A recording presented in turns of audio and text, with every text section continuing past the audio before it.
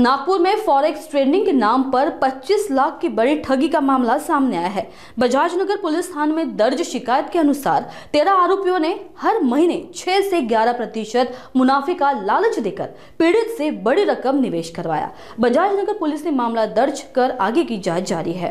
Police station Bajaj Nagar येथे मुस्तफा अली दरबार यांनी सुरुवातीला आपल्याकडे तक्रार दिलेली होती की हॉरिझन इन्व्हेस्टमेंट अँड सेफ कॅपिटल नावाची एक फॉरेस्ट ट्रेडिंग कंपनी आहे आणि त्याची 10-15 लोक आहेत जे आम्हाला त्यांनी आमच्यासोबत ॲग्रीमेंटही केलं होतं की आम्ही तुम्हाला महिन्याला तुम्ही आमच्याकडे जर पैसे गुंतविले तर तुम्हाला आम्ही महिन्याला 6 ते 11% पर्यंत रिटर्न देऊ आणि अशा प्रकारे यांना आमिष दाखवलं, यांच्यासोबत ॲग्रीमेंट केलं आणि केवळ फिर्यादीच नाही, मुस्तफा अली दरबार एकटेच नाही तर यांचे मित्र पण आहेत याच्यामध्ये 2 अजून त्यांच्यासोबत ज्यांनी इन्व्हेस्टमेंट केलं तर यांना 2024मध्ये 6/5/2024 पासून त्यांनी यांची आरोपींसोबत ओळख झाली होती आणि तिथून आरोपींनी यांना आमिष दाखवलं आणि जे RBIच्या नियमांच्या विरुद्ध आहे की 6% आणि 11% या दरम्यान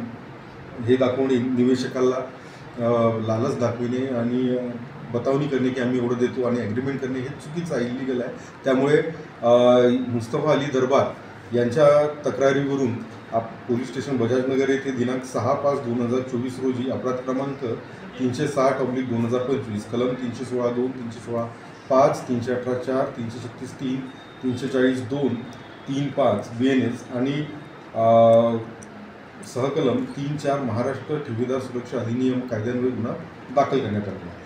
अद्याप तो या गुन्ह्यामध्ये आपल्यासमोर पीडित 3 लोक आलेले आहेत आणि आरोपी जे आहेत ते सध्या 13 आरोपी आहेत, सर्व राहणारे नागपूरचेच आहेत आणि सदर गुन्ह्यामध्ये आणखी पीडित समोर येणार आहेत।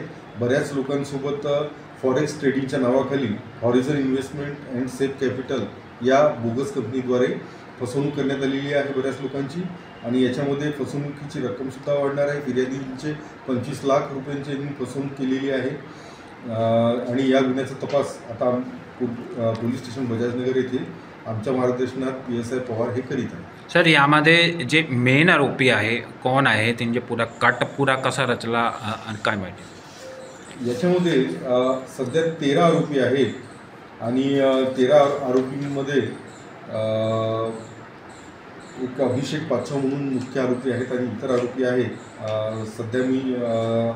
सध्या प्रत्येक आरोपींचा आपल्याला याच्यामध्ये योग्य कारवाई करून गुन्ह्यामध्ये त्यांचा शोध घेऊन आणि तपासामध्ये त्यांच्याविरुद्ध पुरावे गोळा करून समोरची कारवाई आपण करणार आहोत।